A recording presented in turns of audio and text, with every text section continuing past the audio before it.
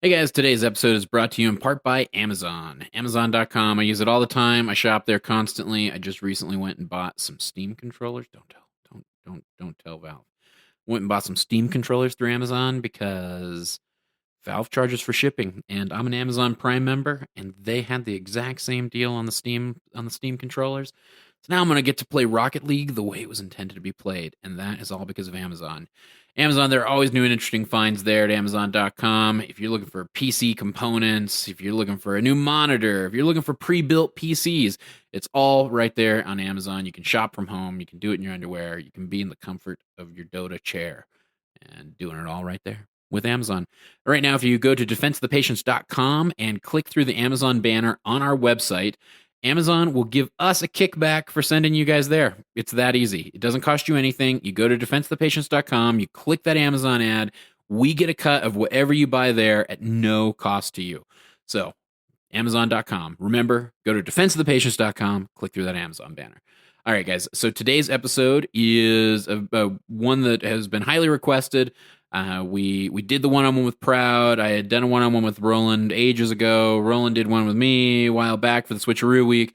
Everybody's been saying, get Ursi, get Proud, finish out the DotP crew. So today I did that. I had Ursinity on for the one-on-one. We delved into his background, his family situation as it really is, not as it exists in the psyche of Rolando. And he's a cool guy. You guys know him. You love him. You hear him on Theorycraft Thursday. You hear him on Tuesday Q&As. And today you get to hear him on the DotP One-on-One. I'm really excited to have Ursi on the show. It was a great time just shooting the shit with him. We went longer than I think I've gone in any interview, and that's because me and Ursi can both be long-winded. We can both chat and do it all the live long day. It was fun. So you're in for a treat here. Follow Ursi on Twitter at Ursinity, of course, and remember to scope us out at defenseofthepatients.com and at .p_show on Twitter. All right, guys, here's the show. You are listening to a .p one-on-one. Pyrian Flax, welcome to the show, sir. Hello. That is Casey Atchison. Welcome to the show, Casey. Hello, thank you for having me. Welcome, Sunfan. Hello, friends. It's been a long time. Mott, welcome to the show.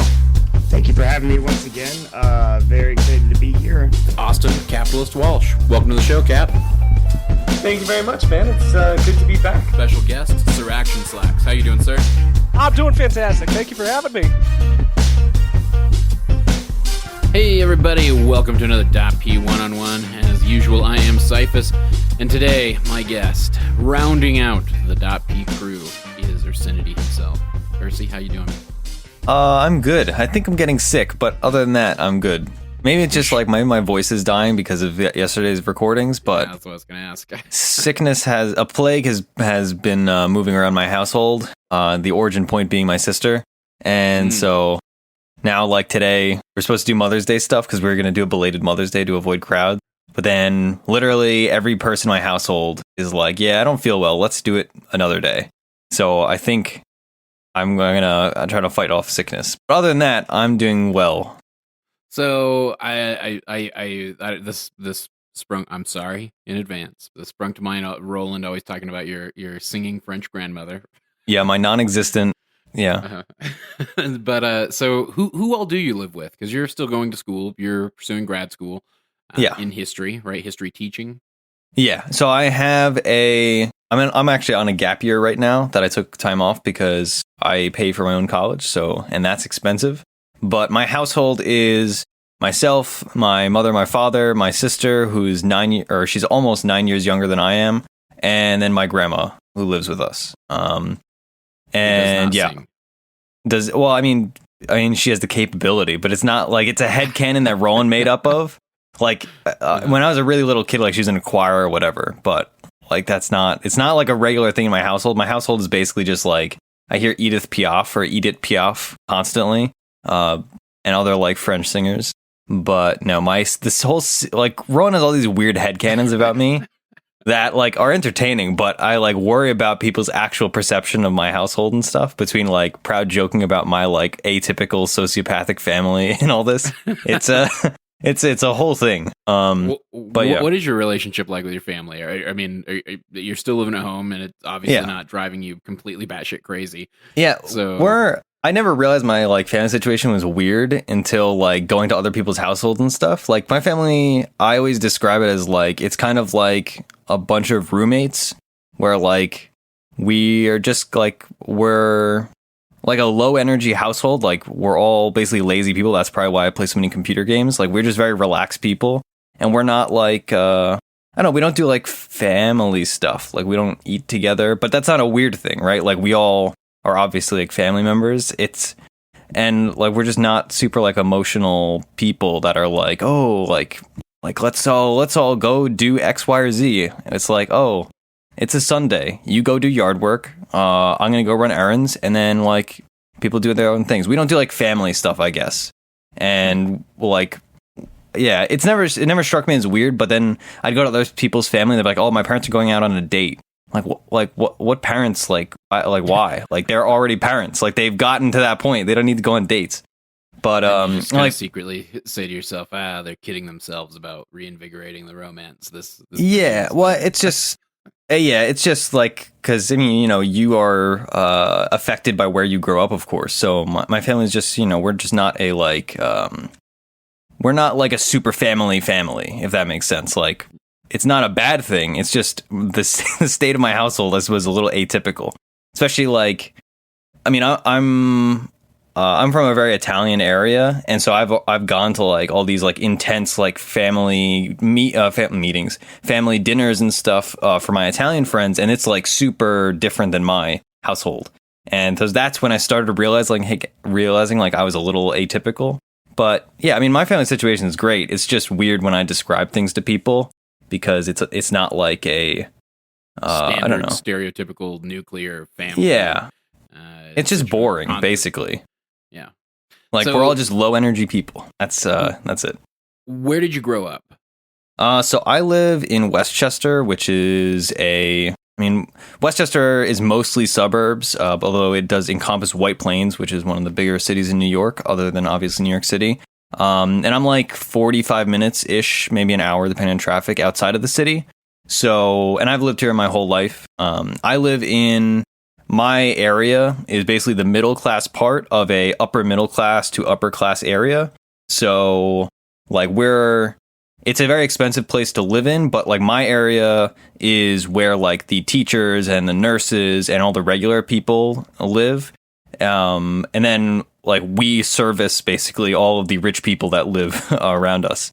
So it's been like growing up, it's a weird dichotomy where it's like all your friends are like wealthy people and like they get free college and stuff because their parents just have money. And then like people from my area are like just you know, we're still like privileged middle class people, but it's always weird growing up and people just like have money like infinitely, and I'm like, well, like it gave me a good respect for money, I suppose, as a kid growing up without much and all my friends having way too much. But I can definitely relate to that sentiment. Like the area that we live in is so I mean, it's a predominantly LDS area, and the one thing I'll say about the LDS is that they tend to breed upper middle class to upper class individuals for the most part.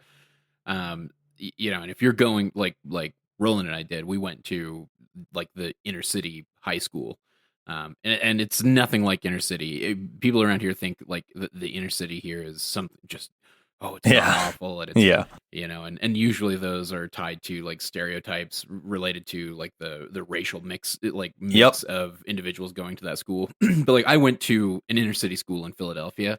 Like I know what a tough inner city school can be like. It's nothing like that here whatsoever, but it gets portrayed that way. But you'd always see this weird dichotomy of like everybody who basically lived north of this particular street was very well off, very well to do, at the very least upper middle class, if not straight up wealthy, benefiting from one of the many industries we have around here. And then you'd get but everybody below that street was you know, your run of the mill city folk, the you know, living in apartments or renting out a duplex. Yeah. There was, yeah, it's odd it does give you an appreciation for growing up on the wrong side of that street, or I guess depending on your viewpoint, the wrong side of that street. Yeah, it's all relative, right? Like my family's definitely not poor, but we don't have like extra money, basically. Especially when I was a kid. Like now, both my parents work, but for a very long period in my like adolescence, I suppose. My dad worked, and that was back when like we had to pay for a apartment too. Like now we live in a house that is paid off because we had to move in with my grandparents when my grandfather got sick. So for a long time, my mom didn't work, and so now my family has a bit more money, and like we're less pressed. But well, yeah, when I was growing up, like I couldn't like just go out and eat every day, or like I didn't have money to like buy lunch at school every day, so I like had to bring stuff. Whereas all my friends, they would have like, oh, they just buy like snacks and they buy everything, and like they go to every trip and whatnot. So it has given me a very healthy appreciation for money. And yeah, now my sister has the benefit of growing up where both my parents work now, so they have a bit of extra money. And I work, and I pay my fair share of the household expenses and whatnot in general. So I've worked full time the entire time I've been a college student, and now effectively I work 2 jobs. So it's I've definitely got a good appreciation for money. That's for sure. So I don't want to I don't want to paint myself as this picture of some impoverished person that like had to really struggle. Like I'm definitely not that. That's not what I'm saying. I'm just saying I'm a regular middle class person with a good appreciation for money that lives in an area where most people are just like, you're very. It's also, of course, because it's all rich people. It's a very Republican, very conservative area, and people just like spend money like who cares. I'm like, well, I gotta pay tuition next semester, buddy. Yeah, so I'm not going out. So growing up that close to the city, did you get to make trips into the city with frequency as a kid, or did you hang out in Westchester a bit more? I'm definitely not a city person. I really don't like the city. I am the farthest thing from a city person. I don't like crowds. I don't like not knowing how to get around places, which is also a symptom of me not going there regularly, of course.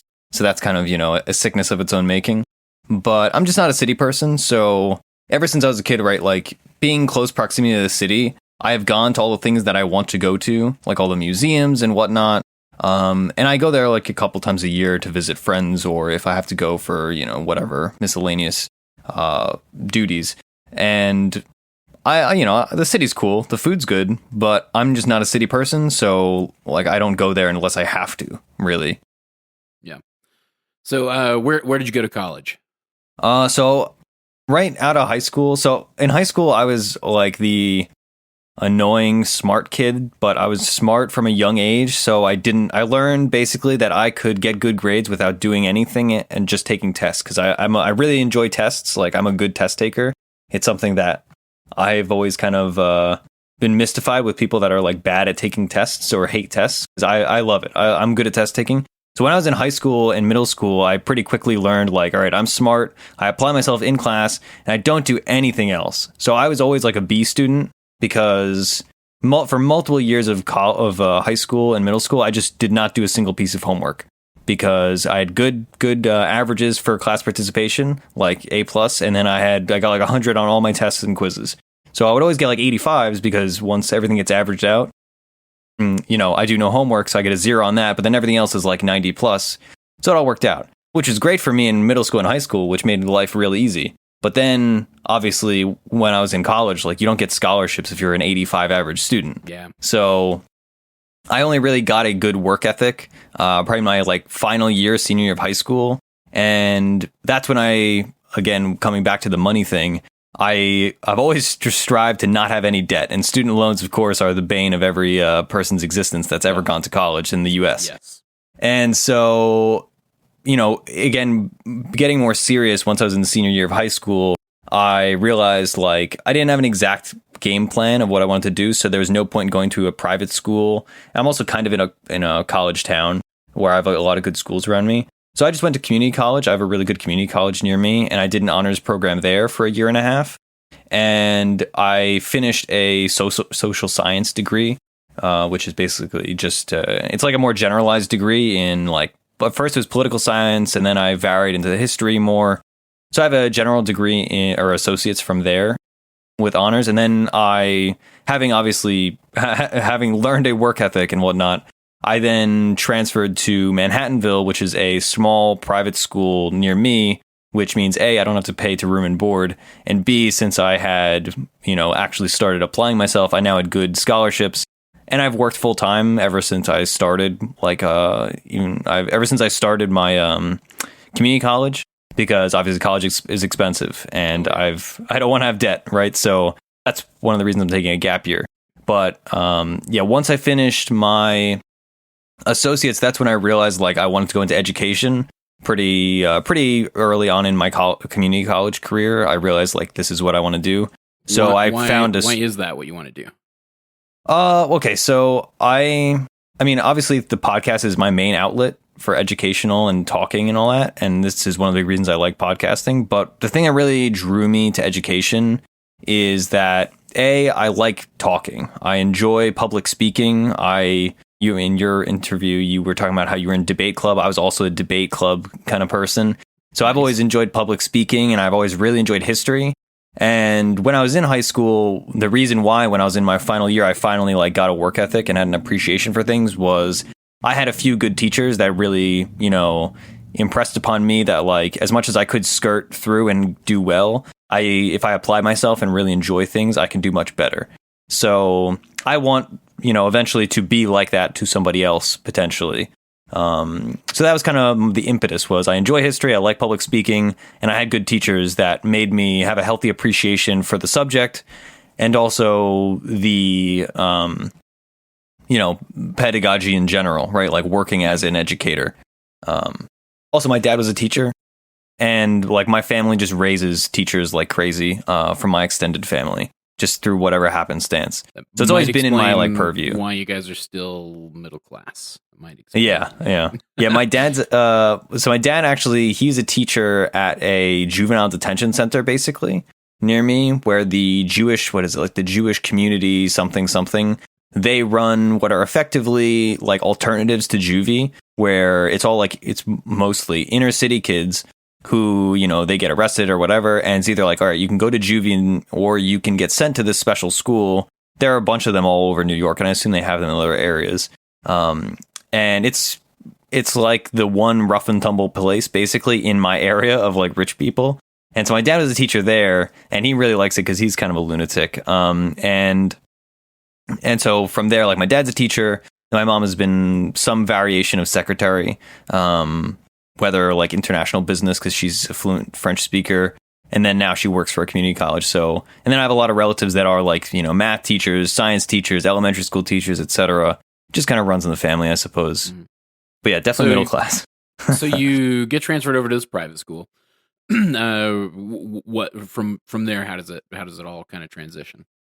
I mean, I just pursue history and education, right? So right now, I have a finished bachelor's degree in history with a specialization in social studies education, and then I have a minor in American studies, which is basically just American history. They call it American studies because it's more it's a lot of sociological stuff rather than strict you have to memorize the presidents in order. And then I have half of a master's degree done because I did a 5-year program, which I then decided to extend to 6 years, where I have half of a full master's in secondary education, which is middle school and high school done. And like I said, I'm currently on a gap year because I have the time basically. And I realized pretty far into my education that I'm not in any big rush. People try to rush out of college. They're oh, I'm 22. This is old. I need to have my stuff done. I'm most of the people in grad programs are in late 20s, right? People are busy. So that took the pressure off, and I realized I'd rather not rush and have debt. And so I've just took a couple part-time semesters, and now I'm on hiatus where I'm basically just making money, saving money, and it allows me to devote more time to podcasting as a potential career option. And that way that when I do go back, I won't have any debt and whatnot. Yeah. So speaking of podcasting as a career option, assuming the stars align perfectly, yes, we're all able still to keep doing this for a decent amount of time and segue it into potentially other things as well. But I mean, is that something that you would want to do full time? Yeah. I mean, I think so. I've always kind of approached this as a hobby, and which I think is probably the best way to approach it. And obviously, that's the way pretty much all of us approach it.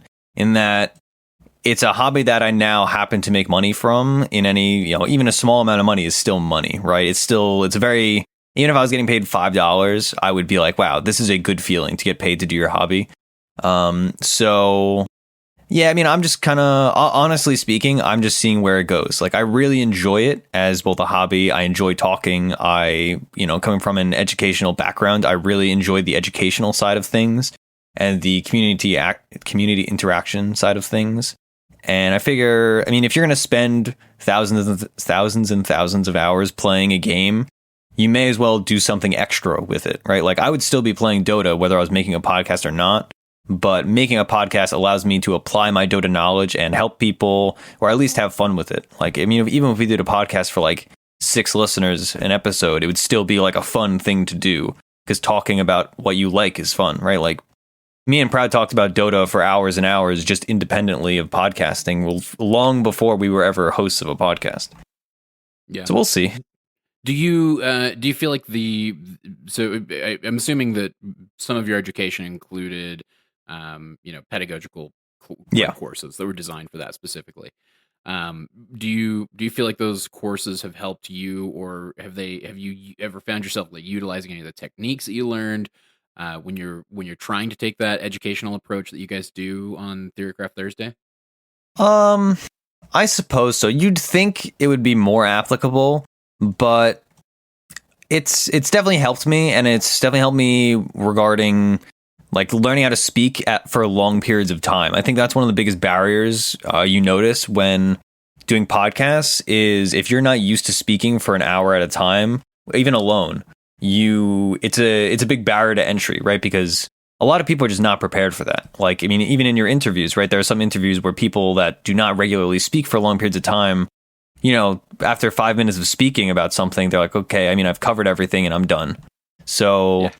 It definitely has helped me with that. Like, if you have to spend, a 45-minute class period talking about one event in one period of time, it's like, all right, like, once you can do that, you can definitely do an entire hour just talking about one hero or one team comp or whatever. So learning how to speak and how to get in depth with things has really helped me out for sure. But I mean, so like education in like becoming a secondary education teacher, which is fairly different than being a elementary school teacher or a special ed teacher, like in the learning process.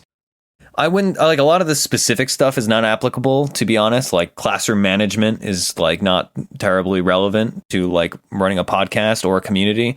I mean, I suppose it actually does kind of help community wise a little bit. Yeah, I was going to say, if the .p Discord is not the equivalent of an elementary school class, I don't know what is. Yeah. I mean, well, like, ideally, we are not an elementary school class. Yeah, so managing pubs is more like an elementary school class. .p, folks. Yeah. It is, you find things here and there that are applicable. Definitely, like, designing lesson plans. Like, I've written up, hundreds at this point of lesson plans, because that's what you have to do, in taking anything. Designing lesson plans definitely gave me a healthy appreciation for how to teach people things in a variety of different ways, rather than just teaching people things in one way, right? Because one of the foundations of becoming a teacher, or just teaching anybody anything, is that people learn in different ways, right? So us having a show like Theorycrafting Thursday, where we have our auditory medium, we have our visual medium, and then we have a textual medium in that you can ask us questions on Discord or wherever. I like having a healthy appreciation for that type of thing is something that I definitely learned from education, in that, you can't have a lesson and only have a PowerPoint, or you can't have a lesson and only speak, right? That's why like lecturers get a lot of crap, because in college, some professors that are not trained teachers, because you don't have to be trained to be a teacher, to be a professor, they just lecture. And a lot of people do not learn well with lecture. Personally, I love it. I learn by lecture. Great. That's why I listen to a billion podcasts. Yeah. But so that's definitely helped me out, I would say. So, before we move on from all this education talk, so what did you do in debate? What was that? What was your program like? So my program was different. So you had like a debate team. My school, which I didn't go to a large school, my graduating class was only like 180 kids, and we were like the largest graduating class in many years. But I had what's called the Junior Statesman Association, or I think it got renamed recently to the Junior State of America. It's JSA, which is basically a debate club rather than a debate team. And you go to summits 3 times a year. You have a fall summit. Then you have a winter congress, which is, a bill-based, legislative debate forum. And then you have a spring meetup as well. That's just a standard debate thing. So it was not a rigid, debate team format where everything's randomized. And I was one of the mentors in the system. So basically what I would do is that I was in it for all 4 years of my high school career.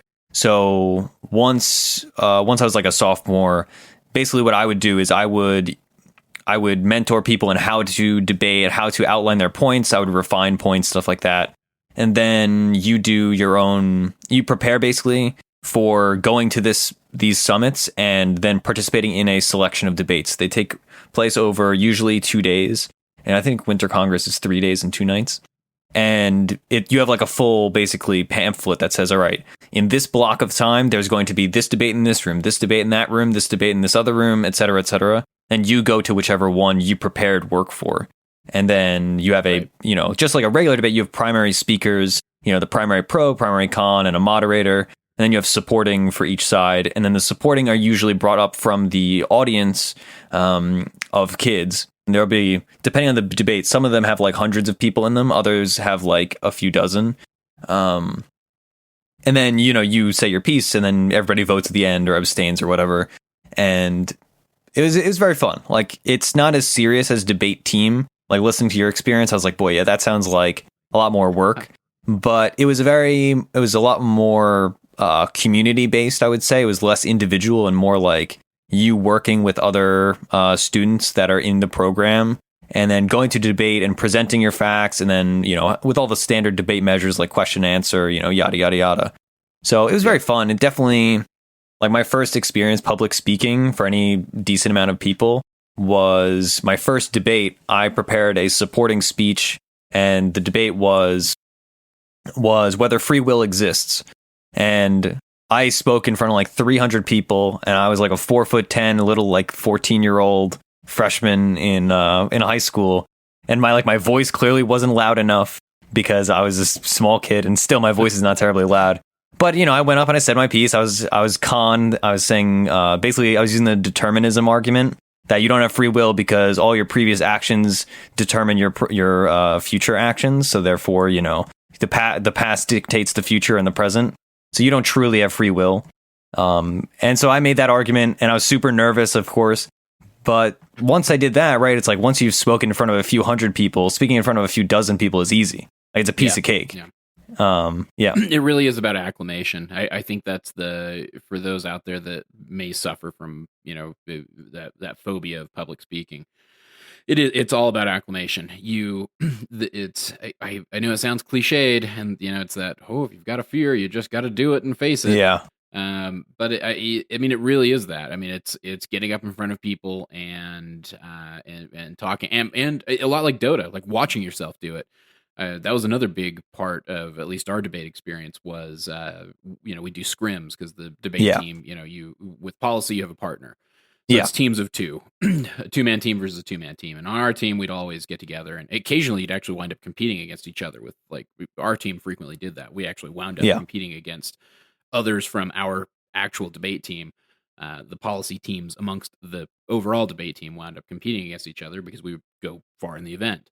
But we do scrims and we'd videotape them, and you go back and you watch yourself and you try to analyze it and think like, what, and when you start looking at when you move past like getting over the, oh man, I looked so stupid doing this, or I looked so stupid doing that.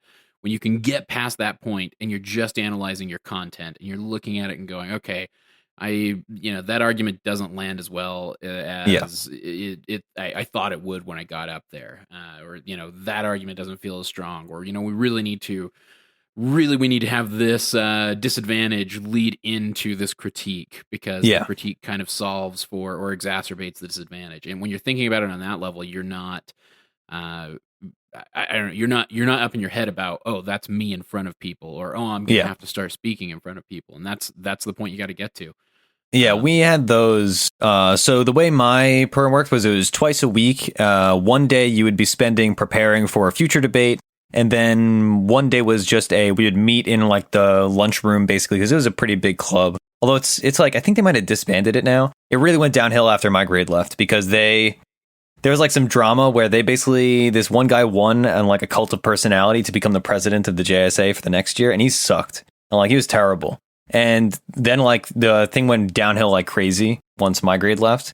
And we were actually like, it's like the kind of thing where like dozens and dozens of schools go because you do them like as a meetup for the entire region. Like one was in Boston every year, and one was in Washington, D.C. every year, and one was in Connecticut every year. I realized I just said 2 cities and then one entire state, but whatever. So, and then you like compete and you win best speaker awards and stuff. So you win gavels if you like are the best speaker that you voted for at the thing. But at my school, we would always do like one day a week, I believe it was Fridays. You would have like a debate that's just your chapter, basically. So you'd have whatever resolved. Some of them would be simple and some of them would be like ridiculous. Like you'd have some super nebulous ones like resolved God exists. And then you'd have, these, very awkward like arguments between two people with like, about such a nebulous topic that's just not like you can't have a real debate. But then you have serious ones that's like, resolve like low taxes versus high taxes or the legitimacy of X bill. It was very fun. It was definitely like not as serious a club as a real debate team. It was like a good mix, I would say. And also like you learn which debate tactics fail and which are good and who's like incompetent and who's not. Because God, you'd have the people that just make up statistics. I don't know if you ever ran into this. Of course, you don't run into this so much in like more official debate things. I might have made up. You run into it enough. Yeah. Man, we had this one kid that he would have debate and he would just pull things like out of nowhere. He'd be like, well, in support of the death penalty, I mean, 98% of people that, receive the death penalty have been found guilty of at least, 9 different crimes and yada, yada, yada. And you'd be like, well, where is that from? And he'd be like, well, it's from, the National Institute for Death Penalty Statistics, and like just make something up. And all the smart people are like, this is not real. And then all the like people that are just casually there are, because some people just use it as a resume booster because it's a good club to be in if you're like going to college. Yeah, absolutely. And those people be like, wow, that's really convincing. Like, you stupid kids, like this is not real. It's just some guy spouting things. Yeah, but it was a good experience for sure. At the very least, debate does teach you to question a source. It's sad to see debate programs fading from the U.S. Like, I mean, that's I have a similar story, and that's just like shortly, I'd say within 3 or 4 years, or maybe 4 or 5 years after I graduated, I learned that whole thing we had like one of the best teams in the region.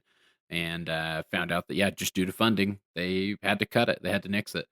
It was definitely, it's unfortunate. Ours, I would say for me at least, it was very foundational in that it has definitely informed the way that I teach. Because obviously I'm not a full-time teacher because legally I cannot be. Actually, I mean, technically legally I could be. But I'm not a full-time teacher, but I have done student teaching and what I've taught like dozens of lessons to mostly middle schoolers. People are shocked by this, but I prefer middle school to high school in general. But having taught lessons to both, it is like being in a debate club and being in that kind of setting has definitely informed how I teach and how you present information and how you ease kids into public speaking. Because it is a skill that a lot of teachers and a lot of kids avoid entirely because they're like, oh, I'm nervous. Okay, well, if you do it in front of a dozen of your friends, that nervousness goes away. And then you can extrapolate that and say, all right, well, then now you can do it to 2 dozen friends or 2 dozen classmates or whatever.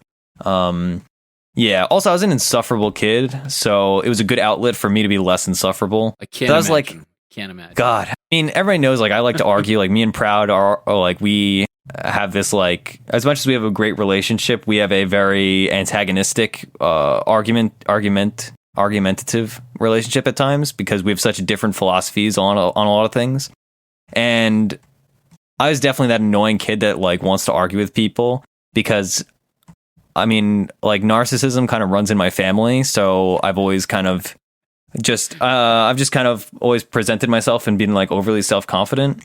And so I was just that annoying kid that was like wanted to argue with my classmates about stupid things. That's like, shut up. You're not. This is not productive. Heard it here, Be quiet. Folks. Ursi is a narcissist. Yeah. Oh, dude. I like. I get it from my dad. I think my personality is and my like being itself is it's a pretty spot on mix of my two parents.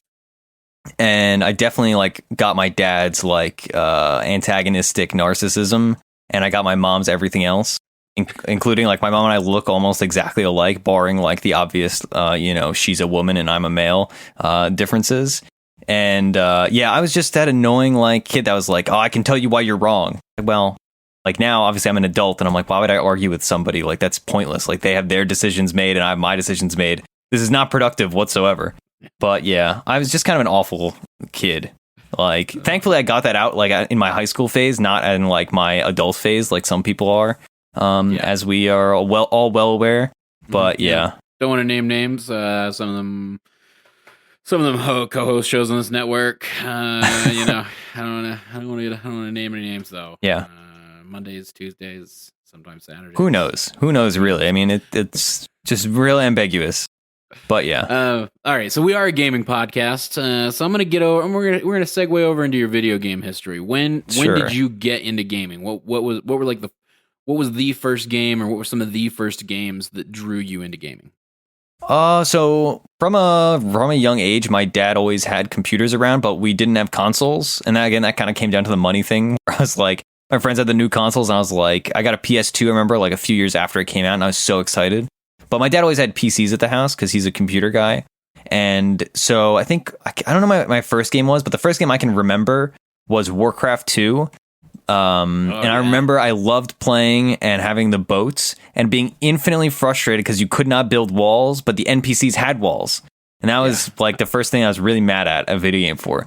But yeah, so Warcraft 2 is my first real game, I would say. That intro video, that definitely wasn't my first game, but it's one that I spent a considerable amount of my childhood playing. Like my parents were young parents. And that game was a game that they played as well.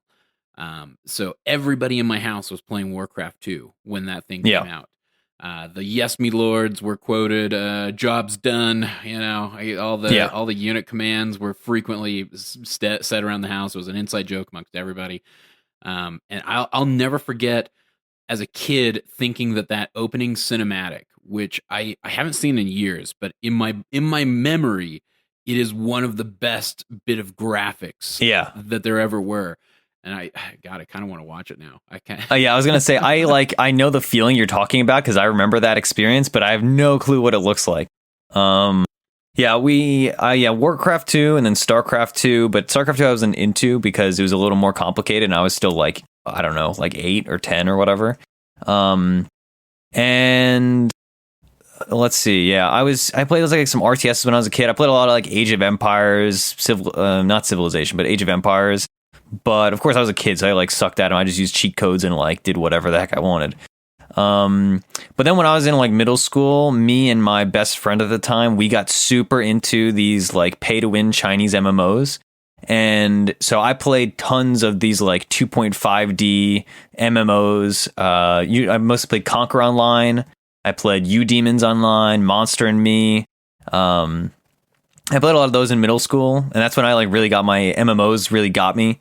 And I started getting really into MMOs, which carried me through high school. I played a ton of WoW all through high school and then into college. And I played some Dota 1 also in high school and middle school. But I was like, everybody was bad at Dota 1. That's just a fact. Like if you think, like even people that were really good at Dota 1 were still bad at Dota 1. Like the game had just not been nearly figured out. The game was not nearly balanced enough. So I had that experience going for me where I played a bit of Dota 1, and that's why I got into Dota 2 early, because I played like semi-seriously in like in-house leagues and stuff like that. But yeah, I was a kid, like I was terrible. Did you get into the beta? Yeah. Oh yeah. I got into beta in like January 2012. But the problem was for me was this was back when like I still played games with my real life friends, and when I had a Dota beta invite, all my friends that I was playing other games with at the time didn't. So I couldn't get them into it unless like they bought beta keys, which at the time were like, I had to pay like $20 or whatever to get a beta key. And so in the meantime, when I had a beta key, I would play Dota alone, and then with my friends, we would play League of Legends because that's like the easy MOBA that everybody can play. And we were all good at it too, because League of Legends is like, no offense to League of Legends players, but it's a very easy game relatively. So we would just screw around and like win games and all that in League of Legends. And eventually they got Dota beta keys and we played Dota together. And then I started getting good and I was like, this is not fun. And then I started playing solo instead. And I found like Dota friends, like Proud. But yeah. Anyway, to get back to like my formative video game stuff, it was definitely like I was a really hardcore WoW player for a very long time. I didn't play Classic, which, people flame me for, but I started in Burning Crusade. And then I first got hardcore in Wrath of the Lich King. And like some of my best gaming memories to this day are like playing heroic 10-man ICC and like Professor Putricide, I think it was. That was the 7th boss. And like progression heroic 10-man rating is still the like highlight of my gaming, video game, whatever career. And so that was a big deal for me, for sure. I like WoW is an experience that anybody that missed out on WoW, I really like. I feel bad, and like you can't recapture that magic, of course. Like I've tried to go back, but I don't know. Like I've always rating is like the utmost fun I've ever had playing video games. Yeah, I mean, I guess I didn't do much rating whenever I played, but yeah, I just didn't never. I don't know. I'm too much of a D&D guy. Like every time I play an MMO, what I'm really looking for is a video game D&D. That's always what I'm looking for. Yeah. I never feel like I get that with an MMO for the most part. And it's I don't know, it's few and far between the games that even come close to capturing like what you're able to do. And I would still say Neverwinter Nights is the best that ever got to that. Yeah, I'm just a very competitive person inherently, and I've always just been good at games. Like I'm just good at games. Like I could probably because I was raised on them, whatever. But I'm good at picking things up and then being relatively good at them. Although Dota's kind of killed that for me because now I spend so much time in Dota being good at Dota that I don't want to invest time being good at other games. So I just play RPGs casually and stuff. But WoW really got that outlet for me where like I was on a relatively small server, but I could play 10-man heroic rating and we were always server first. And then we would compete for logs with like other servers and whatnot because they had all these like aggregate websites where you'd have like raid. God, what was it? You have like, oh God, I can't remember the name of these logs websites, but you'd like compete basically and you'd have world rankings for like the top 10 shadow priests on this fight or whatever. And so that really scratched my competitive itch, where it was just competitive enough for me to be having a great time and have something to look forward to, but not overly competitive because I was still really busy at the time. So I didn't have the time to like really truly min-max and do every little thing. So that was like a really big thing. That's why I like Dota so much. Like it's a competitive game, right? Like I can rank myself against other people or I can just straight up play against other people, right? And it's very difficult. It's very rewarding to do things well. So that's always been a big thing with me. Once I like got into WoW and realized like how hard games could be, I really enjoy that side of things. So I asked Proud this question regarding Dota 2, and his answer was more or less, no, I couldn't, I suck. But I'm curious to see what you'd have to say. If you could donate or dedicate the time and really focus and really boot camp yourself and go after a career as a pro Dota player, is that something that you'd be interested in? Is that something you'd like to do or would wish you could do? I wish I could do it, I suppose. Like, I wish I could play at that level. But honestly speaking, I'm confident in my ability to climb over time. But unless I had committed myself like years and years ago to becoming a pro player, and even then, I probably wouldn't be able to do it, honestly. I think like it's mostly a time thing, similar to Proud. Like, kind of like I was talking about, like, I've worked full time while being a full time student for my entire college career, and at times, like I used to work like 7 days a week between college and work. So I just never had the time to pursue Dota or any game really professionally. Like WoW, I stopped hardcore raiding in large part because I I did not have the time to raid for 3 hours every night or more during progression eras.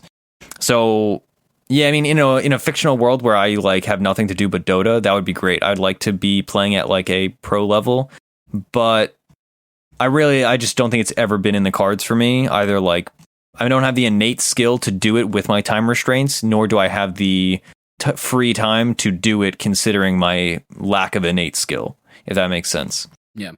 So, podcasting aside, is there something else within the Dota 2 scene that you could see yourself doing or would like to, maybe even someday start doing?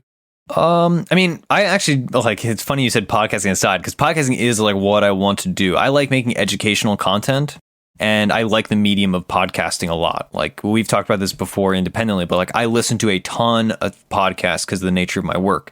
So I like the format of podcasting, and I like its ability to be educational and funny at the same time. I think I would like to make educational content in some nebulous sense, but I don't know if I'd want to go to the effort of being like a video editing and whatnot, and to make videos. So I don't know. I mean, I enjoy casting when I do it, but I've never thought of that as a career path. Like I've never wanted to be a caster or an analyst. And so that's kind of not really been in my purview particularly.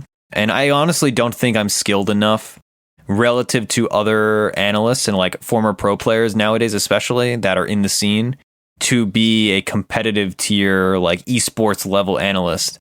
But personally, I really value and I really hold myself in high regard in terms of making complicated concepts simpler or just getting things down. And obviously, like, I mean, I'm famous on the podcast, I suppose, for making long-winded answers, but I really enjoy that side of things and making accessible content to people and making a good community also. Like that's a really important thing to me for the sake of like the health of the game currently and the growth of the game in the future, is being an educational content standpoint and a community building standpoint allows for potential growth and fostering new players and whatnot who would otherwise be shunned from the game because they just get flamed to death because the regular community is so god awful. So I really like that side of things, which that's not really a career. Like building communities is not a career by any means, but it is something that I really value as somebody who's basically a hobbyist that happens to make a little bit of money now. Yeah. So I asked Proud this question as well, so I'm definitely curious to see your answer. Do you think that doing the podcast has in any way made you a better player? I think it has made me a better player, but I will say I think if I had dedicated the time I spend on the podcast to explicitly improving, I would definitely be a better player mechanically and all that. If I had dedicated a comparable amount of time to just playing Dota with the express intention of improving. That being said, when I was playing Dota, like I like unranked. Like I really honestly I get terrible ladder anxiety and I don't play a lot of ranked. I play ranked cyclically. So I may not, if I had not been doing the podcast, I may just have stagnated entirely and not dedicated myself to improving like I did when we were doing like our race to 5K, for instance, or when we're doing research on a hero that we don't play because we're going to do that on a Theory Crafting Thursday or something. So I'd say it has made me a better player for sure. But if I'd spent a comparable amount of time climbing MMR, I would probably be higher MMR. It's kind of hard to say because I probably would not have played as much Dota and applied myself to Dota as much if I had not done podcasting stuff. Also, like we spend an absurd amount of time on the podcast. So like having that amount of time to apply to anything else would be I would definitely be better at whatever I chose to do. And it just becomes a bigger and bigger time suck the further we go. It's like I have so much more appreciation for the podcast I listen to now because I realize like from a listener perspective, you're like, oh, well, it's an hour-long show. They probably, they spend some time planning, 15 minutes, 30 minutes, whatever. Then they just talk for an hour and then they leave. But even like funny joke podcasts, like I listen to the Rooster Teeth podcast, for instance, even that, like a lot of stuff goes into it. And so like us recording the podcast is really, it's a much larger effort, especially considering the amount of episodes we put out per week than it seems. So if I had like the hours and hours every day to just play Dota, I would probably just be a better Dota player. Yeah, it's oh man, it's funny. I guess it's funny that you mentioned that because like the element of doing the podcast that is fun is definitely what we're doing right now. I mean, this is the most fun. This is where like this is when I'm enjoying myself when we're on the mic and we're all bullshitting together and talking about Dota or talking about whatever. That's when I'm having the most fun working on the podcast. Always. Yeah. Guaranteed. Absolutely. And it amounts to maybe at this stage, I'll say 15% of the time that goes into the podcast. Yeah. Yeah, I mean, you and Roland have more like behind the scenes work, of course, but I would still say like, I mean, I spend a lot of time just jotting stuff down or thinking of ideas for shows or troubleshooting things. Like yesterday we did the patch analysis and like 2.5 hours in, we thought we lost the recording because we had to like break in the middle. Yeah. And now that was like a 30-minute predicament where we were like trying to figure out like go back in Zencaster and find things. And thank God we found it. But stuff like that just pops up, right? So again, like I would still podcast even if nobody listened to it. I just like talking to people, and the potential for people to listen to it is very fun. But yeah, it's definitely a lot more work than even I expected getting into this. Like it's something of a process. Yeah. Well, I mean, and you guys on Theorycraft, I mean, your shows, I want to say are regularly, I'll say 90 to 100 minutes. Yeah, on those shows typically. And that's 90 to 100 minutes of recording. That's, 20 minutes of prep at least minimum. Not to mention, you take 10 minutes getting everybody together and be like, okay, yeah, we can do it now. Then you guys play a game. So that hour and 40 minutes, it doesn't count the queue. It doesn't count. I mean, I know you guys have had some late nights. Yeah, well, also like the time zone thing further like messes us up because like it's too early for Proud when it's my nighttime, and it's too late in my nighttime for it to be Proud's nighttime. So it really, because he's 3 hours ahead of or behind me. So yeah, it's definitely like it definitely has impacted my ability to have like friends in real life and relationships with my friends, because like I just can't do things like. To put it very simply, like we were planning, like it was somebody's birthday on Monday night, and I was like, oh, I can't go because I'm going to spend 5 hours recording a patch notes review. And like people don't get that as much. It's not as like understandable as somebody being like, oh, I have work. It's like, yeah, technically like this is effectively like a part-time job, but it's very different than being like, oh, well, I'm working at, my regular job and can't go to things. So yeah, I don't control when patch notes come out. All right. No. Well, or like this Saturday, right? Like we're doing our 12-hour stream. And my friend who's like a nurse who never gets any time off, and she's all busy. She's like, yes, I finally have a Saturday off. Let's go out with all our friends. And she's like, no ifs, ands, or buts. And I'm like, well, I have an if, an and a but because I'm doing a 12-hour stream. And like, so stuff like that is kind of the downside of podcasting. Especially when you combine it with like, I have a regular day job too. Yeah. So it definitely eats up a lot of my time. Thankfully, my day job is a bit more forgiving.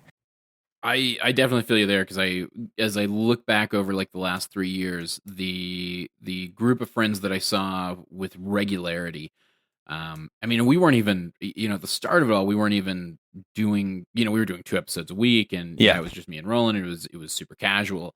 But as things progressed, it very quickly became like, oh, Roland's the only person I see from that group of friends. Like and the only reason I see him is because he happens to be the one that decided to start the podcast with me. Yeah. I mean, I'm introverted inherently. So like my friends know this, so it's not like that harmful to my relationship with my friend groups, but it definitely has taken a toll on my ability to retain friendships and be close with like regular adults and go out, which I suppose has saved me money, I guess you could say, since I don't like go out to bars or whatever on weekends. I have to like sit in my room and stream or like play or like record a replay review or something.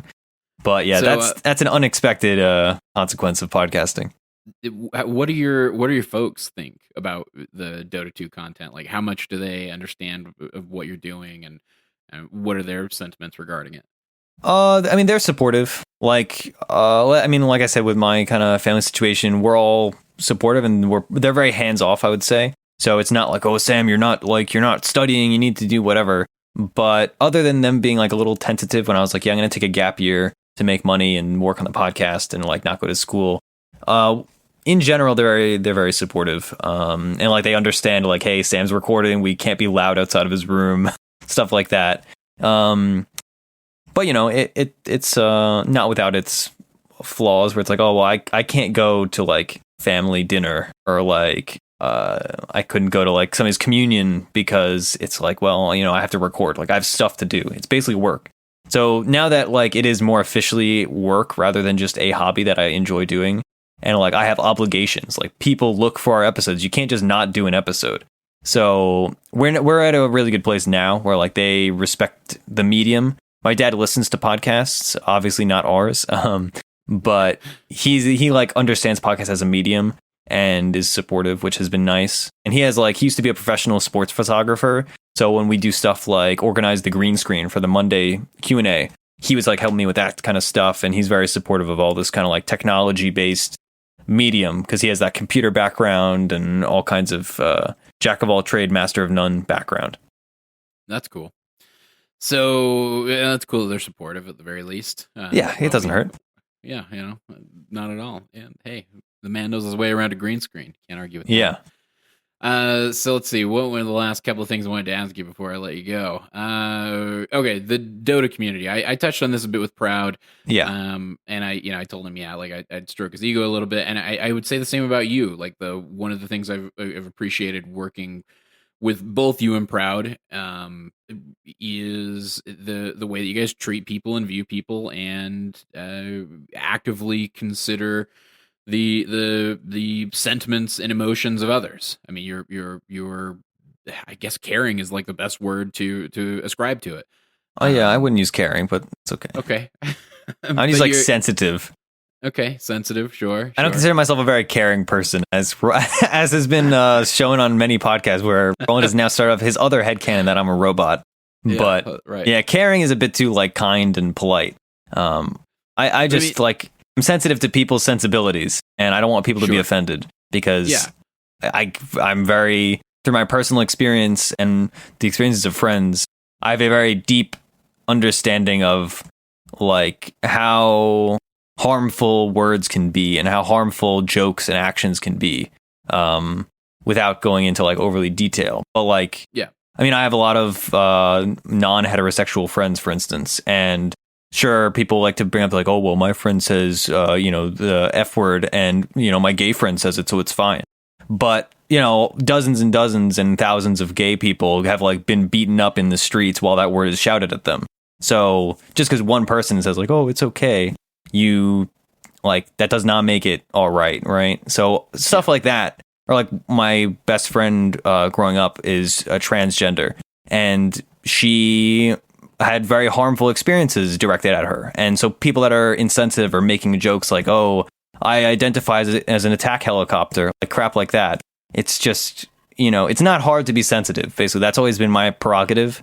And I always support people's right to be offended, basically. Some stuff is a little too far, right? Like I understand like some things are just a joke and it's not, like microaggressions can be very, very micro, right? So I respect, there's a fine line between being too sensitive and being sensitive enough. But regarding like community moderation and stuff like that, and how it applies to the Dota community, it's very easy to be respectful of people. And just because you are somebody that is not offended by something does not mean that the person that you're speaking to is not going to be offended by that, right? Even small things like, I don't want to get into the argument, but we've argued about the word triggered, for instance, because that's being used regularly in esports now, and even in other things. Like I'm big into K-pop, and that's even popped up on K-pop Twitter. It's like adolescent, like high schoolers and stuff using the word triggered.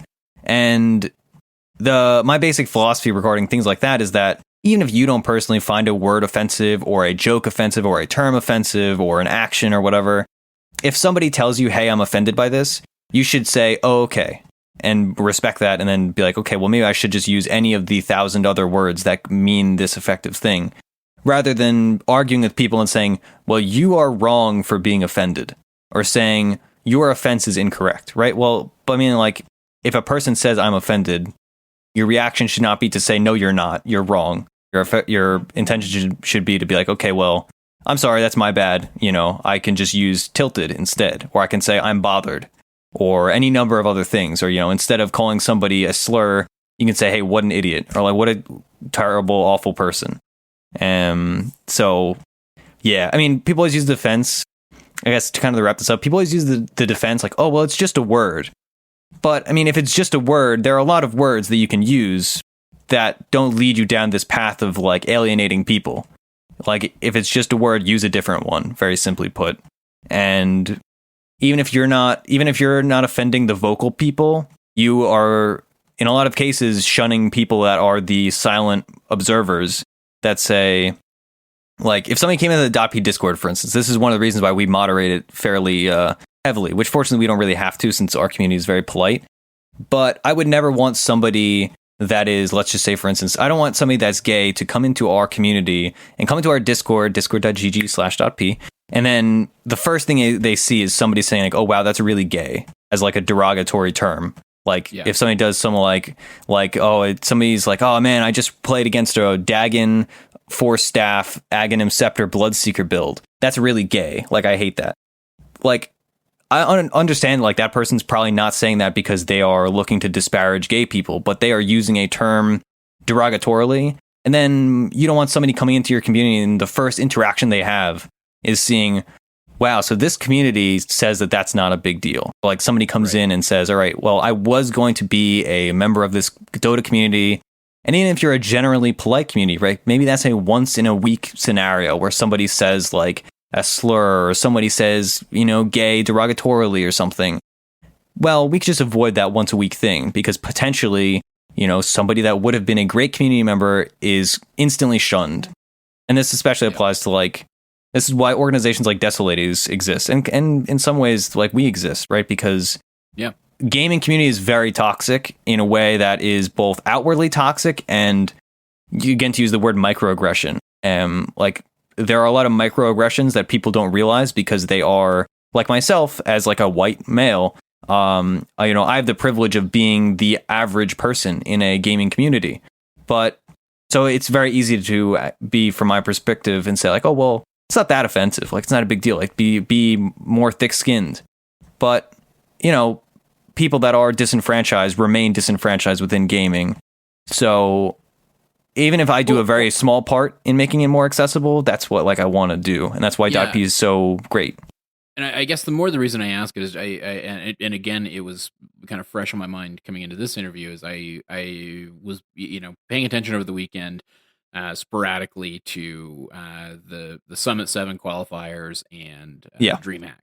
And when I was over in DreamHack, I'm not even going to get into it, but I'm not going to get into the specifics of it by any means. But anytime Shiver, for instance, was on screen, the Shiver that Reddit now loves. Now Reddit loves, of course, but the Twitch chat, and I know Twitch chat's a different beast. But the things you see said about Shiver in the Twitch chat are they're just disgusting. They're just straight up disgusting. And it's so, and I know I'm viewing that with my, 30 plus year old brain, looking at Twitch chat. And I'll fully admit I'm somebody who doesn't mind that, esports is attempting to go a more professional route. I like it. I think it's good. I think it's good for esports. I think having that kind of neutral territory and like neutral production, I think goes a long way to bringing new people into the scene that may otherwise have not come into the scene. I think more or less just touching on a lot of what you were talking about with bringing people into the Dota or into the DotP community. It's so off-putting. It's such a turnoff to me as somebody who is even somebody who's trying to develop within that scene and grow within that scene and be a part of it. It's such a huge turnoff to me that I can't imagine who has been turned off from watching or participating in any sort of active dialogue about Dota or pursuing Dota as a new hobby or a new interest. I can only imagine the number of people that have been turned off from that just from 10 seconds of interacting with Twitch chat. Yeah, and thinking, absolutely. nah, not for me. It's something that I definitely feel strongly about. And it's a negative that has no positive, basically. Like, there's literally no gain to having people shouting racial slurs in Twitch chat or in Dota chat. Like, I literally played a game against a international ranked game like a few days ago, and a guy on the enemy's team name was just the N-word. And not the N-word in a literal sense, but everybody knows the word. And I was like, how? This prompted me to tweet, and I was just saying, how does every game and every platform not just instantly ban or block racial slurs, for instance, or homophobic slurs? Like, there's literally no gain, right? And people are going to say, like, oh, freedom of speech. You don't have freedom of speech. It's a private business. Like, you are privileged by using Dota to client. Dota. Yeah, it's not a right to play Dota. Yeah, you don't have an inalienable right to say racial slurs in a public forum on a video game. In the Constitution that mentions Dota, please. Yeah, and so I was just like, how does Steam not have that, right? Like, how does Steam, this billion dollar company, not say, hey, maybe it would be good if we said you can't have a profile name that is the N-word or any variety of slur. Like, that's not rocket science. It boggles my mind that people don't make the bare minimum level of commitment to improving the community when the bare minimum is so simple. Like, some Twitch chats, for instance, have bots that have banned words that if somebody says, you know, this slur or that slur or whatever, they are instantly timed out or instantly banned. And God bless them, because that's just how it should be. Anybody that's like an apologist for this kind of nonsense really just, like, I instantly have a terrible opinion of any person that's an apologist for these, like, for allowing this kind of thing to happen.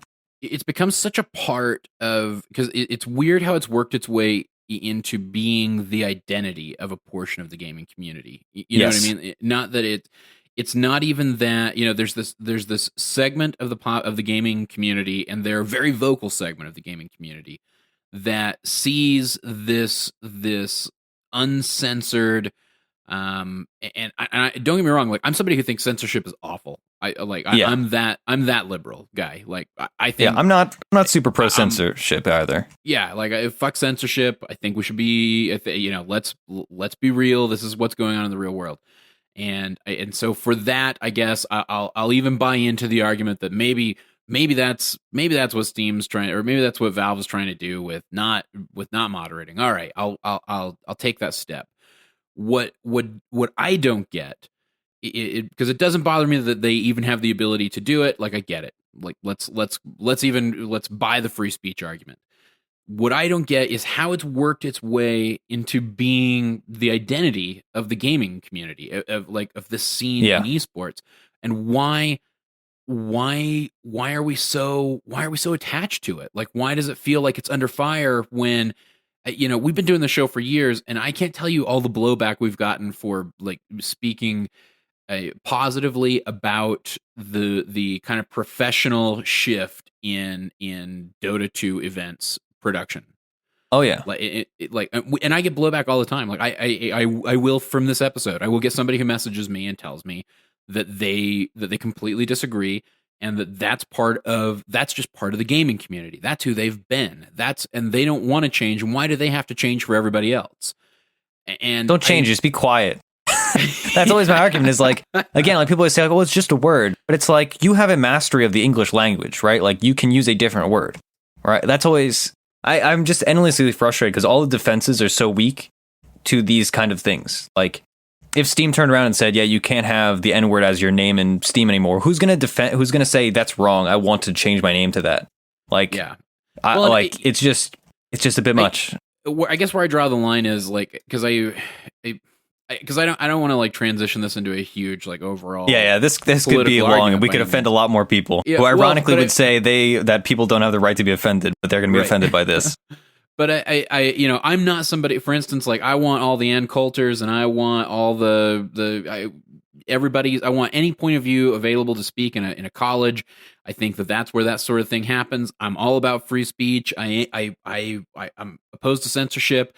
I think that we maybe sometimes come down too hard on comedy. whenever we're pursuing these censorship paths or agendas. Debatably, yes. I that's where I come down. That being said, when it comes to like a private organization like DotP, let's just say DotP for this example, we would like a more welcoming community.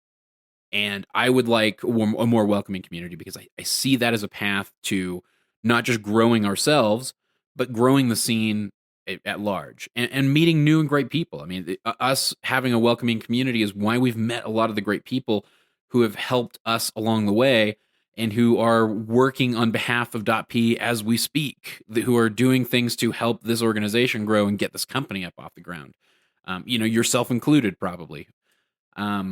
So I guess I'm okay with us as a private entity saying, nah, sorry guys, that's not how we're going to do things here. Yeah, And yeah. I would hope people don't get completely up in arms about that because that's our choice. Like that's our choice with this community. Like that's what we want this community to be. Those are the rules that we're going to enforce with this community, and that's how we're gonna act. That's how we're going to act in that interest. We're very upfront about it. Like that's for so long the only rule for the .p community was the quote unquote golden rule. Don't be a dick. If you can it's not hard. Then you're solid. I mean, I literally became a show host through being a community member, right? And if this community did not have rules like that, I would have left early. Like, honestly speaking, I mean, if like even on the shows, like if you guys were like joking around about like using a slur or whatever, I'd be like, I'm going to stop listening to this. And that's why I've disengaged from like my real life friends, for instance. Some of them, not my primary friend group, but one of my subgroups of friends, I guess, that I used to play video games with, they're more on the like, who cares? It's just a word because they're a bunch of white heterosexual dudes and they don't care about that stuff. So I don't hang out with them because like I played D&D with them on Roll20 the other weekend because I got roped into it. And one of them was just like using, the homophobic slur that starts with F repeatedly. And I was like, it's 2017, dude. Like, I cannot associate with people that find such practices okay and acceptable. So yeah, I mean that's basically my piece on it. I realize this kind of dragged on a little bit, but it's something I definitely feel strongly about, and really, like, it all boils down to it's so easy to just not do these things that it just boggles my mind that people are totally fine with it. They're like, oh well, who cares? Just because I said a bunch of racial slurs that historically are used for the disenfranchisement of entire millions of groups of people. Like someday you and I will do a political show, Ursi. Someday. Yeah. Into all the great issues. My dream as a podcaster is basically to be able to do casual shows, kind of like the Saturday show, and just like talk about whatever. Not even like politics. Like I've really, in my quote unquote old age of 22, I've stopped. I don't argue with people politically anymore. Like people have their biases, and unless it's somebody I know is going to be receptive to a conversation, I just don't argue about stuff. So that's why I've kind of like, I listen to a lot of politics podcasts, but I honestly, I cannot tell you the last time I had a politics argument because I just don't do it anymore. Like it's just not worth the effort. Yeah. But yeah, I don't want to shun too many viewers. I'm sure we've sparked it somewhat here, and I apologize. It's not even political though. People on both sides of the aisle, like it's very easy to just be like, "Hey, don't say the N-word." But so much is politicized these days. Like so much, it is. You wish it wasn't. Yeah, I really do. I mean, I wish there were some things that I do wish there were a lot of things beyond. Dota's always safe, right? I can always talk about Dota. But I do wish there were other things, like even, when we want to talk about the community, like I always feel hyper aware and cautious about even just discussing kind of the overall state of the Dota 2 community, which most people would agree is somewhat toxic at some level, whether it's in your pubs or in the Twitch chat or maybe on Reddit somewhere. There's a level of toxicity that at least bubbles up underneath the surface. Yeah, and everybody would agree. But at the same time, if I want to get into maybe diagnosing specific issues with it, I'm very, very aware that I may be treading into political territory, which is frustrating. It's frustrating that everything It's frustrating that everything is, at least in the Yeah. U.S. I realize I 40. I avoid politics. Audience is international, but I in the U.S. everything is so highly politicized at this point that you can't touch on an issue without more or less kind of staking a claim with a side, and that may not even be your side. That might not be your overall state of being. It's not that. It shouldn't be that much of a dichotomy, but it is. But okay, all right, we beat that point to death. We'll move on. So in 5 years, Ursinity, where do you see yourself? What do you want to be doing? What are you hoping for? Oh boy.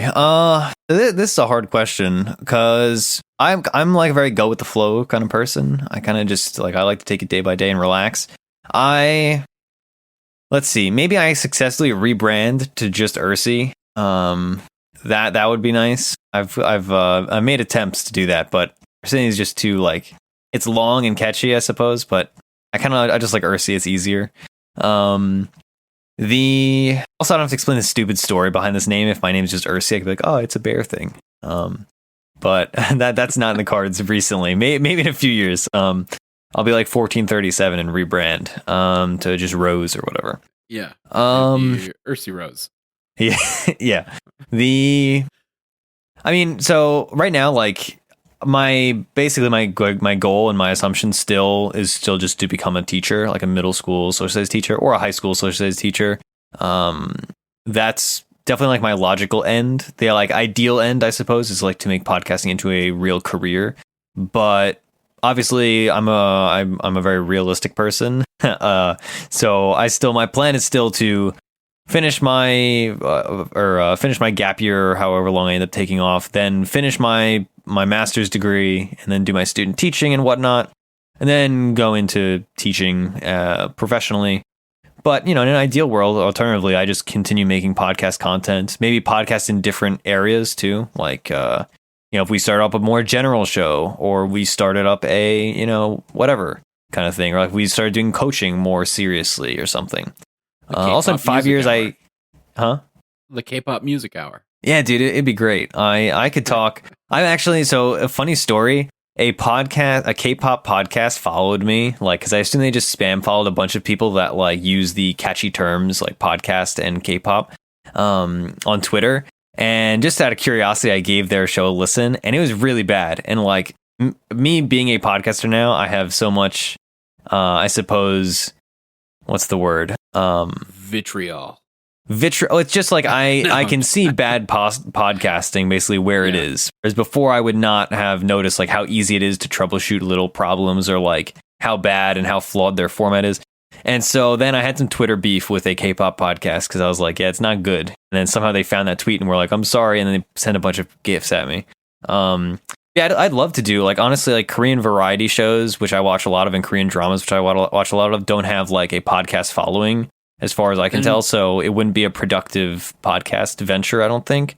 But I'd love to do stuff like that. Or K-pop is very personalized. So you doing a podcast for Rabbit Teeth and maybe 2 other people. Yeah, that'd be great, dude. I mean, what I was saying earlier, I podcast for 6 people. It's fun. I try to keep the K-pop off of our general content, but it is an integral part of my being at this point. It is other than Dota, Korean variety and K-pop are my primary hobby. And it's just so exciting. Dota is consistently fun, but K-pop, it's I get excited. Today they put up teaser photos for my favorite singer who's having a mini album. Or favorite rapper. He's having a mini album. I was like, man, this is I don't get this excited when I play Dota. But this is a fleeting feeling, right? It's just I get 2 pictures and I'm like, wow, that looks great. And then I move on. But yeah, I would just like to keep podcasting, whether it's as a hobby, as a even if I'm teaching, podcasting is a viable second income stream slash hobby. Although again, I probably just won't have real life friends because my days will be busy with a job, and then my nights will be busy with my hobby slash other job. But yeah, I gotta warn you, you gotta enjoy this K-pop while you still can, because when you're a 45-year-old white guy, it's gonna be creepy that you listen to K-pop. Oh my god, dude, I'm constantly fighting that stereotype. Honestly, I've had long conversations with my other friends because I enjoy it from an entirely non-creepy standpoint. Like I really I believe you. I believe you. But nobody's gonna make that assumption. If I were to drive around right, even at my age, I think, even at my age, which is not that much older, I think if I were to be driving around blasting some K-pop, or if some guys at my day job, came over to the cubicle and they saw me watching the latest K-pop music video from my favorite K-pop star K, right? Yeah. Kay, yeah, Lovely's Kay. She's great. She's one of my favorites. She's my wallpaper on my phone right now. So if I were to do that, they would think I was a creep. And they might be wrong. But that's the assumption. I'm just saying, like, you can't always fight the stereotypes. That's why, like, I mean, you got to make your best effort to. So, like, for instance, on Twitter, like, I never interact with what's called Stan Twitter. It's like Stanning is just what you call being a fan, basically, of, because it's the roots from the Eminem song Stan, where, like, the crazy guy, his name is Stan, and he drives off a bridge because he loves Eminem so much. I'm familiar with the works of Mr. Eminem. Yeah, but so that's where, like, the term comes from. So, like, Stan, people say, like, oh, I'm a Demi Lovato stan, for instance. Like, it's used in American media as well. But so Stan Twitter is what, like K-pop fan Twitter is called. But I don't interact with anybody because I realize, like, I'm not like an old dude, but like I'm primarily, I like boy groups and girl groups, and I prefer male soloists to a lot of female soloists, but I like everything, but my preference is for girl groups. And it is like, there is a weird subtext of like, the assumption is you are some like creepy dude that's looking at like girls in a creepy way. And I'm like, I really have a weird Asian fetish. That too. I mean, well, that's one of the assumptions, but the other thing is just like because there's this stereotype with Asian dudes too. For instance, like it's called an ajashi fan. That's like a common stereotype where like ajashi is like an old guy, and like that's a thing in Korea about Korean pop stars. So it's not just like there's not only the like weird Asian fetish level. It's like I just like music. Like I listen to a lot of groups. Like, just because I enjoy music, and I've always liked weird music types. But yeah, so I don't interact with anybody because I'm like, I don't want to get stereotyped as being some like weird old guy. As much as I'm only 22, but like a lot of people on Stan Twitter are like 18 and they're making memes and they're hilarious and I love them. But I'm never going to talk to these people because that would be weird. And so, yeah, I'm very conscious of that, and I do my absolute darndest to dispel that. Hashtag Ursi K-pop. Hashtag not a creep. Yeah, it's honestly so damaging, dude. Like I love K-pop, but man, like you just can't. It's such a weird stereotype. Also, it's a very American stereotype to have, like because it is like it's a thing that people do, and it's really creepy and racist and weird. Yeah, and I love K-pop, but yeah, that's definitely not why I love K-pop. Okay. All right. So, final question before we go. There's a secret last question. Okay. Do you feel bad at all about killing Counterattack? No, not really. Me and Prow were very honest on that show. Overly honest, I would say. And it was definitely, I'm not one to mince words when I don't like something. We know, like, we have meetings all the time where I'm the bad guy. And I definitely... Like, I think the show was fun. We said that so many times on the show, too. That's why, I was so hurt by it. Where people are like, oh, you killed Counterattack. I'm like, on the show, we literally said, this is my favorite show of the week because it goes great for Cyphus and Roland, but then it's terrible for us. And so, you two would be terrible at Theory Crafting Thursday. Like, obviously, Meepo Chaos Night was. You guys cheated. Also, for the record, you guys cheated. You guys had a full 5-stack. You guys have Skrunk on your team sometimes, No, we've stopped doing that. We did that a few times, and we're like, we feel bad about this. As much as we love playing with Skrunk, he's a great on-mic personality.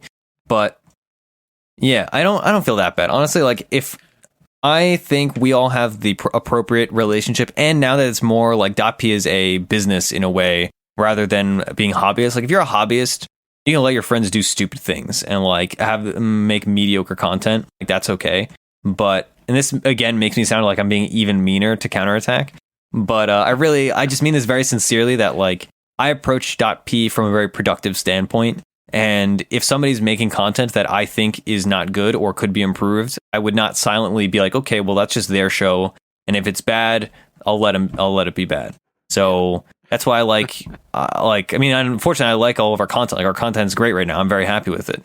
But like, you can't have a good working relationship with people if you're lying to them and mincing words and stuff. Yeah, I completely agree. I'm joking more than anything. Oh yeah, I know you're joking, but like going forward, if you guys have another idea like that, I'm gonna be like, nope, vetoed. Again, like, I mean, me and Proud have plenty of dumb ideas that you guys are like, this is bad. Yeah. And it's like, yeah, this is, I'm glad. Bad idea factory over there. Yeah. I'm not sure yeah. which end of the assembly line you're each on, but it's something fierce over there. Yeah, that's for sure. We all have our fair share of weird ideas and like over enthusiasm and stuff. Like, yeah. I can't think of anybody who's over enthusiastic on this. Program. Yeah, I'm fine with being the wet blanket. Like, I mean, I'm not somebody needs to do it, right? And so if it's got to be me, it's got to be me, right? If I have to tell Roland, like, I really don't like this new idea or something, Roland's gonna be like, okay, I respect that because that's my thing. I can do it. Yeah, that's fair enough. All right, I'm going to close this out.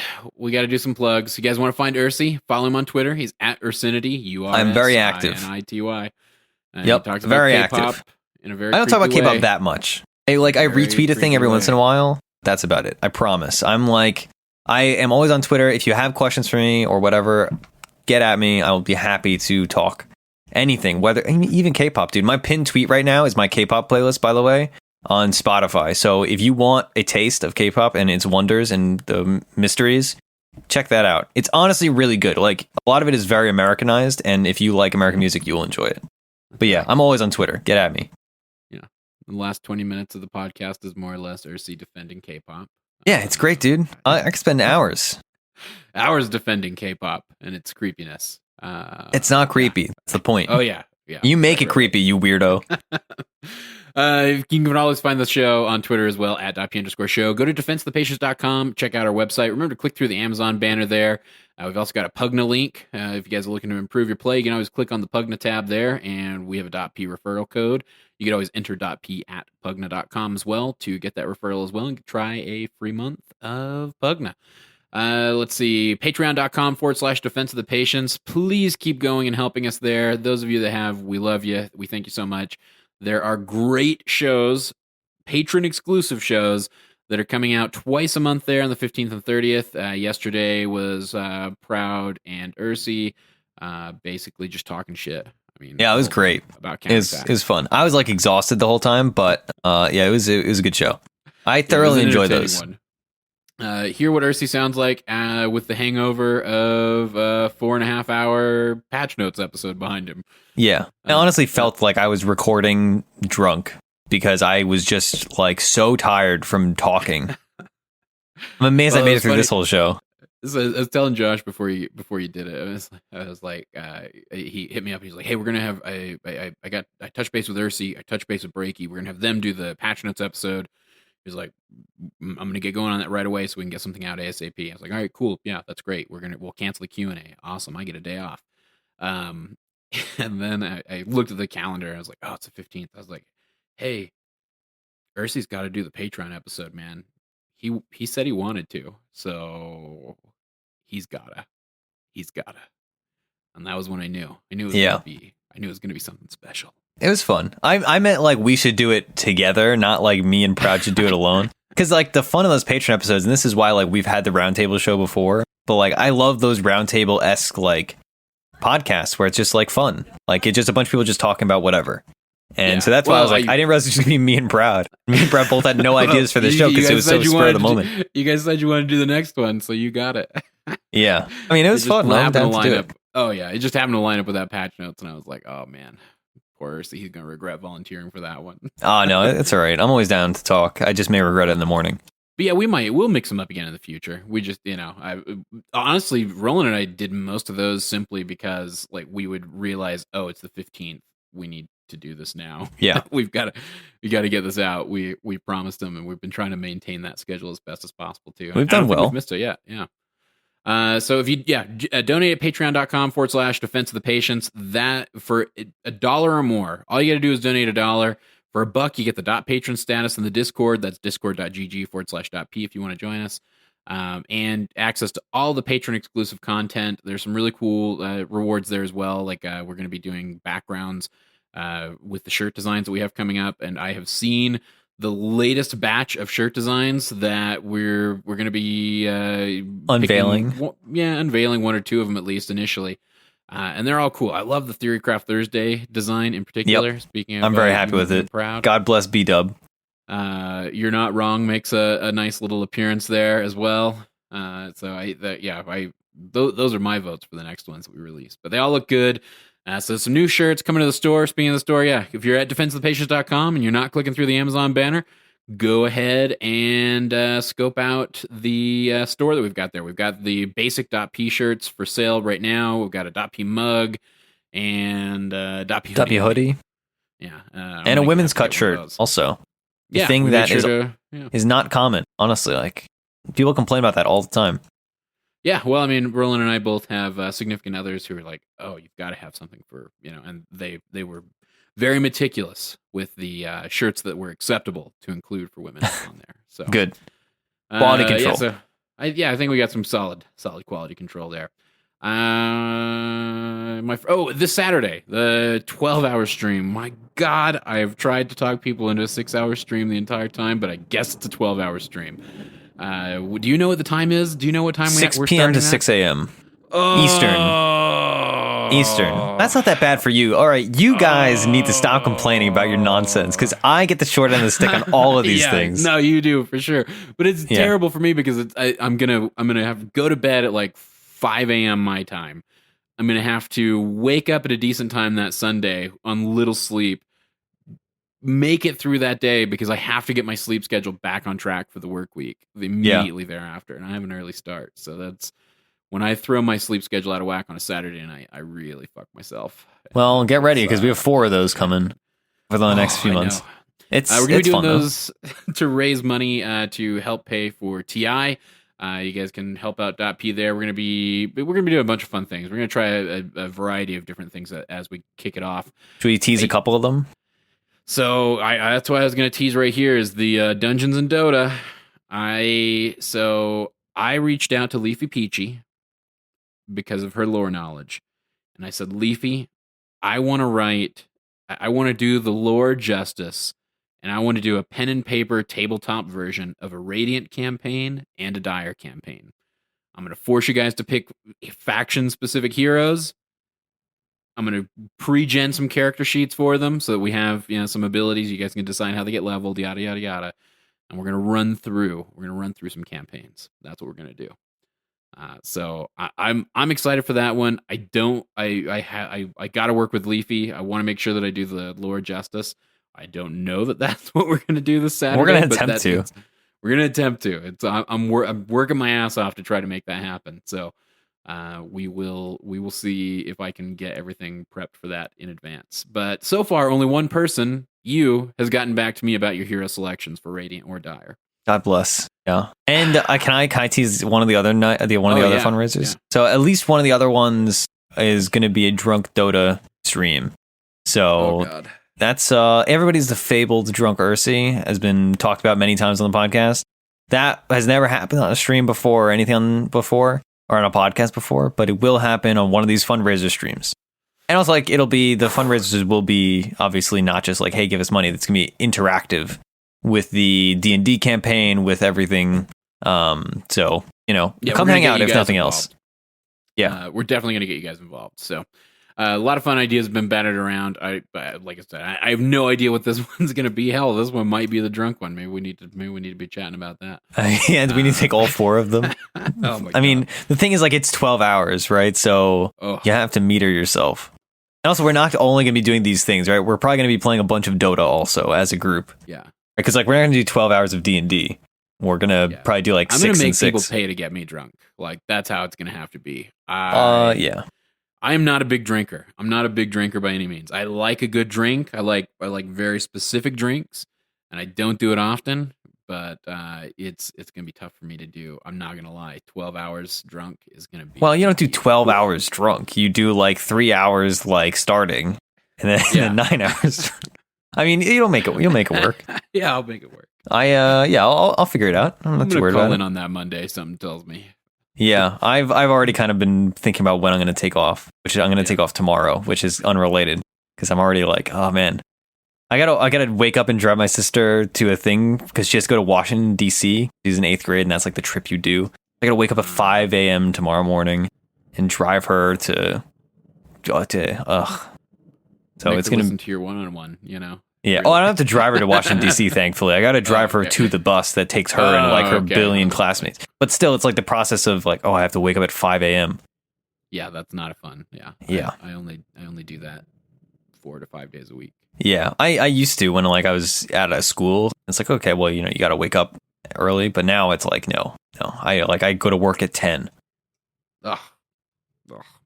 But it's only because like for someday when the podcast is the business, the workday will start at 10. I assure you. For tax reasons, I have to work a certain amount of hours. That means I cannot go in earlier because I'm Okay. Well, maybe I'll find some good tax reasons for me to not have to go in earlier. Yeah. Give me your tax guy on the phone. Please. Yeah, well, I work like one less hour than would force me to become a like full-time salaried employee. So by like changing that 1 hour difference, I can work as a contractor, which affects some of the like business regulations for my small business that I work for. Oh, nice. Yeah, it's weird. All right. I'm closing it, Ursi. I'm killing it. Please. Thanks for coming. Goodbye. Thanks for coming and being on the show. Appreciate it. Yeah, thanks for having me. It was a blast, and now we've rounded out the DotP crew, so this is good times. All right, until next time, Cyphus for Ursi, saying good luck.